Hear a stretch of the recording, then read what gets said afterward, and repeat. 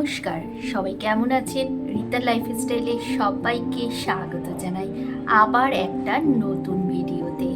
চলুন, আজ কোনো প্রতিদিনের কাজকর্ম নয়, আজ শোল মাছ রান্না করব।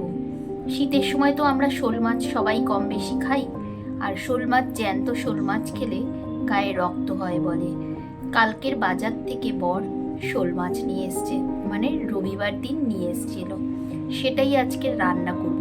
কিভাবে রান্না করি সেই রেসিপিটাই আজকের ভিডিওটা সাজিয়েছি। চলুন, আপনারা কিন্তু অবশ্যই দেখতে থাকুন। ফ্রাই প্যানের মধ্যে সর্ষের তেল দিয়ে গরম করে নিলাম। তারপর মাছটাকে একটু ভালো করে ধুয়ে নিয়ে নুন হলুদ মাখিয়ে নিয়েছি। এবার মাছগুলোকে একটু ভেজে নিয়েছি। শোল মাছের গাটা একটু লোদ লোদ হয় বলে গরম জলের মধ্যে একটুখানি নুন দিয়ে ভালো করে আমি ধুয়ে নিয়েছিলাম। তারপরে সেগুলোর মধ্যে নুন হলুদ মাখিয়েছিলাম। এখন আগে শোল মাছটাকে ভেজে দেব। এখানে আমি কোনো গুঁড়ো মশলা ব্যবহার করব না, দু একটা মশলা দিয়েই এই রান্নাটা করব। এই রান্নাটার একটা বিশেষত্ব আছে, সেটা হলো এই যে ফোড়নে আমি যেগুলো দেব, এই ফোড়নের গন্ধটাই রান্নাটাকে বাজিমাত করবে। প্রথমেই দিয়ে দিলাম মাছ ভাজার ওই তেলের মধ্যেই একটু জিরে, তারপরে হলো গোটা গরম মশলা, লবঙ্গ, দারচিনি, এলাচ। যখন ফোড়নটা থেকে ভালো একটা গন্ধ বেরোলো, আলুগুলো দিয়ে দিলাম। আলুগুলোকে আমি একটু ডুমো ডুমো করে কেটেছি, বেশ বড় বড় থাকবে সেরকমভাবে। তার মধ্যে দিয়ে দিলাম টমেটো কুচি আর পেঁয়াজ কুচি। এখানে কিন্তু আমি পেঁয়াজ টমেটো বেটে দিলাম না। খুব সুন্দর একটা গন্ধ বেরিয়েছে। গরম মশলা দিয়ে ফোড়নের মধ্যে দিয়ে রান্না করলে খুব সুন্দর একটা গন্ধ বেরোয়।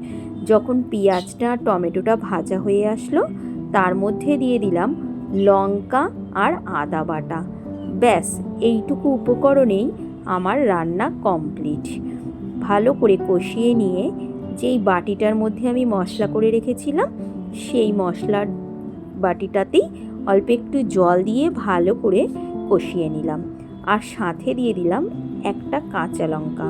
কাঁচা লঙ্কা রান্নার মাঝখানে দিলে খুব সুন্দর একটা গন্ধ বেরোয়। তারপরে একটু ঢেকে দিয়েছিলাম। ঢাকনা খুলে দেখছি খুব সুন্দর গন্ধও বেরিয়েছে, আর মশলাটাও ভালো করে কষানো হয়ে গেছে। মানে ওই যে আদা আর লঙ্কাটা দিয়েছিলাম সেটা। আবার একটু জল দিয়ে ঢাকা দিয়ে দিলাম।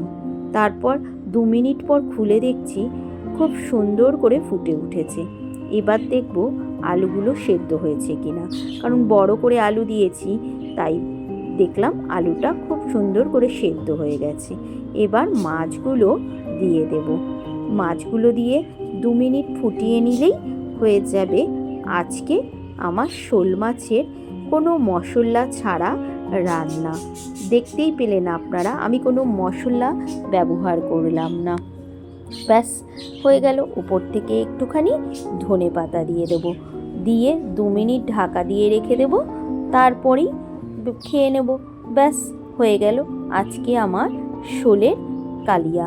দারুণ গন্ধ বেরিয়েছে, আর খেতেও না খুব সুন্দর হয়েছিল।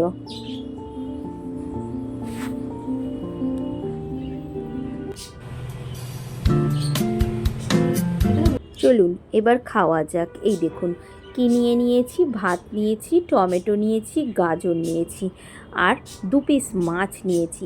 এই দিয়েই আজকে খাবারটা আমি সেরে নেব। তবে আমি খাবারটা খেয়ে নিই। আমার ভিডিও দেখে যদি আপনাদের ভালো লেগে থাকে, অবশ্যই আমার পাশে থাকবেন। আর নতুন বন্ধু হয়ে থাকলে চ্যানেলটাকে সাবস্ক্রাইব করে আপনার একটা মিষ্টি কমেন্ট রেখে যাবেন। সবাই খুব ভালো থাকবেন আর আমার পাশে থাকবেন।